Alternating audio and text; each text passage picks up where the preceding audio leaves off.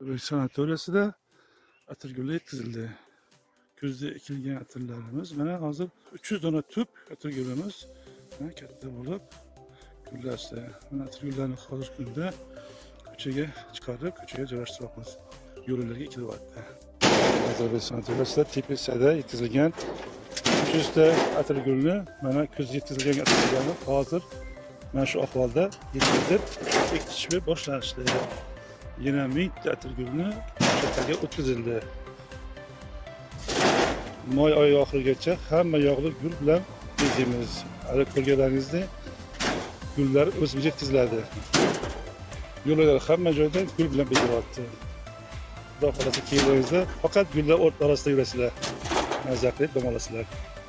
Mana shu ikkita yo'lak va u tomonda turgan hamma yerlarga gullar ekiladi. Faqat gulzor bo'ladi. Sanatoriyaga kelasizlar, faqat gullar orasida yurib nafas olasizlar. Va bundan tashqari archalar soni, ko'chatlar, daraxtlar ko'paytirilyapti. Bu gullarni qish paytida ekilgan edi. Mana qish, yoz bir yil tinimsiz gullab turadigan gullardan bu.